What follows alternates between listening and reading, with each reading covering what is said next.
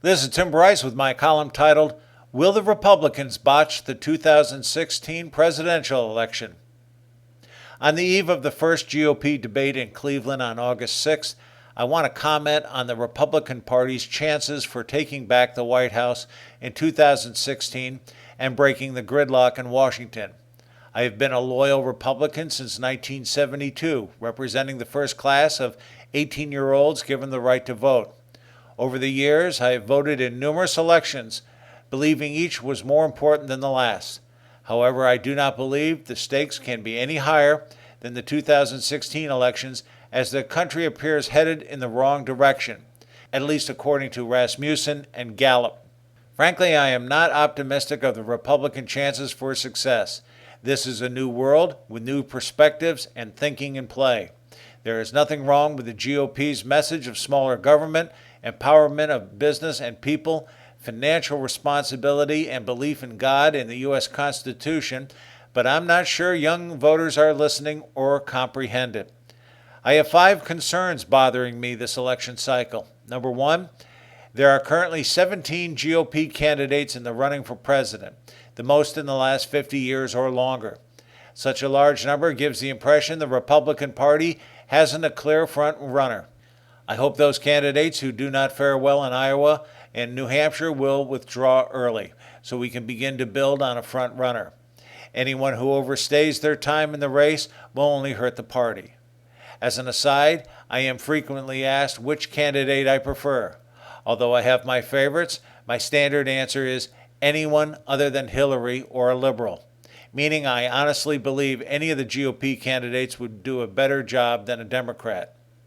As to the upcoming debates, here are the questions I would ask the candidates. And no, I wouldn't bother with anything regarding the Confederate flag, gay rights, or giving away the store, but rather how we can invigorate business, raise the GDP, increase jobs and wages, make America competitive again, balancing the budget and reducing the trade deficit.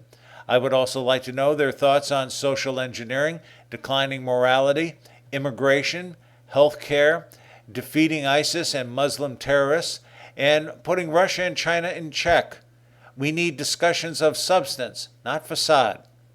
Number 2, since winning the Senate in 2014, thereby assuming control over both chambers of Congress, the Republicans have not displayed any significant form of unity. We have thus far seen rifts between moderates and conservatives and between the House and the Senate. They also give the impression they are afraid to confront the president. Mr. Obama may have veto power and is willing to exercise it, but the Congress holds the purse strings and appears unwilling to assume their fiduciary responsibilities. I am frankly tired of hearing Congress whine about the president, yet refuse to challenge him. If they are truly incapable of standing up to the president, perhaps it's time to elect new congressmen.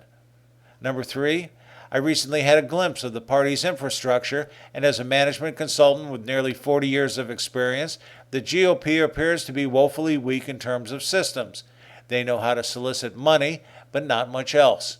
As a systems man, I can see they desperately need vertical mobility in databases, from the federal to state to county to city to Republican club. Currently, there is nothing remotely like this available to the GOP. Just separate and incompatible databases, which greatly hampers their ability to administer their membership. They should also establish standard practices for all levels of the Republican infrastructure. This includes such things as accounting, membership, communications, and so on. This does 2 things. It makes the GOP more productive, particularly when new board members are introduced, and it brings uniformity to the operations between Republican units. The party also needs to adopt a program to effectively communicate to their membership. Currently, nothing exists to this effect other than the mainstream media. Through such a vehicle, they could educate their members as well as the public. Since the integrity of the press is in question, this would provide a mechanism to present the Republican side of an issue. Number 4, I find it rather disturbing the Republican Party is trying to win an election in the 21st century using campaign tactics from the 20th. For example, campaigning door-to-door and telephone calls, both of which tend to irritate people today as opposed to soliciting their support. If you want to attract young people to the party, you must devise an app for them to access news and information via their smartphones, tablets, laptops, or desktop computers. This is an area where the Democrats have an edge, as demonstrated in the last two presidential elections. The GOP needs to build an app to disseminate GOP news and advertisements, coming events, access to information resources such as position papers, and monitors what the user is looking at, such as data mining, to fine-tune campaign strategies. Number 5, and finally, there is the matter of the Hillary factor. During the 2008 presidential cycle, she self-destructed in a race against Mr. Obama.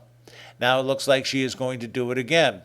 Her missteps during the campaign, including Benghazi and the Clinton Foundation, is hampering her credibility and trustworthiness in the opinion polls. In other words, Hillary Clinton is giving the Republicans ample opportunity to take her down, but are they smart enough to do so? I'm no longer certain. If the Republicans lose the 2016 presidential election, they only have themselves to blame. I may be a loyal member of the party, but as a management consultant, I see a lot of dry rot in their operations. The fact I'm asking these questions, a 43-year Republican, is symptomatic of the lack of confidence growing in the party. I just hope they do not grasp defeat from the jaws of victory.